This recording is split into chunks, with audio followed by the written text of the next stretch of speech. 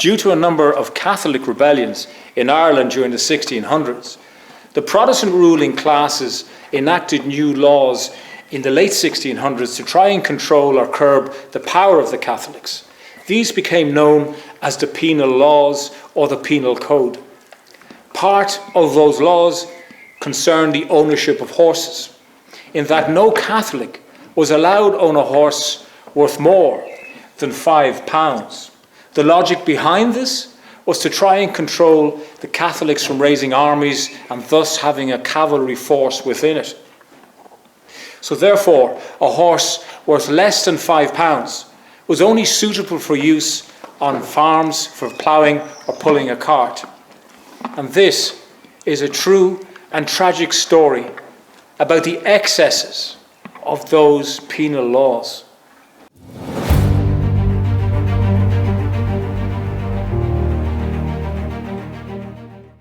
Art O'Leary, or English O'Leary, was born in 1747 into an Ireland tired of these laws. He lived at Raleigh, near Macroom in County Cork, and is thought to have received at least part of his education in France. He served as a captain in the Hungarian Hussars in the army of Holy Roman Empress Maria Theresa of Austria. Hussars were an elite cavalry force, particular to Hungary, and in due course many European armies copied their style, including the British and the French. Or as Oscar Wilde would have said, imitation is the sincerest form of flattery that mediocrity can pay to greatness. These dashing uniforms are distinguished by the small pelisse jacket worn over the shoulder and the famous busby or beaver hat worn by all hussars. After returning home in 1767, Art met and fell in love with Eibhlín Dove ní Chonaill. Dove means black or raven-haired. Eibhlín was married at 15. Her husband was called Old O'Connor of Furies, but died 6 months later. She now had a second chance at life, and later would write a famous lament for the loss of Art. So in this video I've used some of Eibhlín's laments for her husband. They were originally written in Irish, and there are many variations on the translation, so I've mixed it up a little bit. Then she met Art and tells us, "My love, the first time I saw you, from the top of the market, my eyes covered you. My heart went out to you. I left my friends for you, threw away my home for you. What else could I do?" She also says, "You led me through rooms that whitened as we walked." Eibhlín was from an affluent noble family of Derrynane, County Kerry, which included her nephew, the great liberator Daniel O'Connell, of which one of the O'Connells said of Art, quote, "I still foresaw that his violence and ungovernable temper would infallibly lead him into misfortune." They eloped in spite of her family's strong opposition to the match and were married. O'Leary conducted himself with reckless self-assurance and a flagrant disregard for the discriminatory penal laws by riding his fine horse and wearing his service sword in public, thereby incensing his Protestant neighbours. Eibhlín tells us, "Even the English lower their eyes from the vision of you on your foreign horse. Not that that mattered in the end. It 'twasn't their eyes that undid you."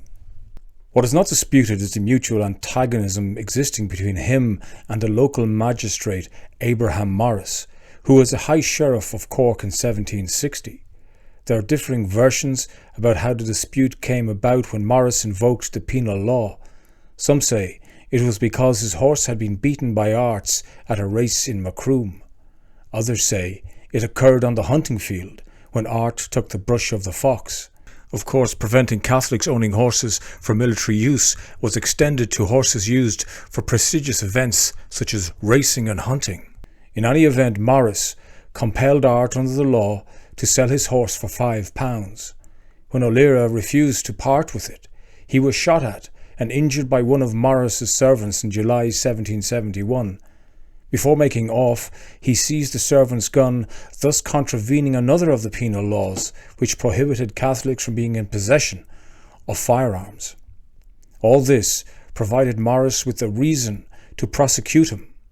O'Leary placed an advertisement in the Cork Evening Post on the 19th of August 1771 acknowledging the accusations made against him and pledging to stand trial at the next assizes. However, in that October, Art was indicted in his absence, and Morris offered a 20-guinea reward for his capture. But increasing ambivalence to the penal laws meant that there was a reluctance to proceed against Art for some time, and Art conducted himself freely, and the authorities made no attempt to apprehend him. But on May 4th, 1773, Morris led a group of soldiers to intercept Art at a field close to his home in Carriganima. One soldier called Green fired one shot that fatally struck Art as he sat in the saddle. Eibhlín would write about the minutes after the shooting, quote, "To me, you were not dead, till your great mare came to me, her bridle dragging ground, her head with your startling blood, your blood upon the saddle." In July 1773, Morris was shot and injured by one of O'Leary's brothers, Cornelius, which added weight to his claims that he had lived in fear of his life. Morris was charged with Art's murder, but honourably acquitted as he was supported by members of Cork's ascendancy class, who endorsed his actions against O'Leary as being in the interests of law and order. But he died of his result of his wounds in 1775. Cornelius, now a wanted man, fled to America, never to return. Art and Eibhlín had 3 children, Cornelius and Feod, and Eibhlín was pregnant with her 3rd child when Art was shot. This child apparently did not survive infancy. We finally hear, "Put on your clothes, your black beaver, your black gloves, take down your whip, your mare is waiting. Go east by the thin road, every bush will salute you, every stream will speak to you, men and women will acknowledge you." Art O'Leary was buried in Kilcree Friary in County Cork. His tomb reads as follows: "Lo Arthur Leary, generous, handsome, brave, slain in his bloom, lies in this humble grave." One local historian wrote of the incident, quote, "It is also probable that Morris was typical of his kind of landlord at this time, of low breeding, descended from a Cromwellian soldier and elevated by circumstances to a position he was not obviously fit for." On the other hand, there are examples of Protestants helping out Catholics, claiming ownership of a racehorse, for example, to avoid any penal laws, all in the name of good sport. Thank you for watching, but please like and subscribe, as this will encourage future productions.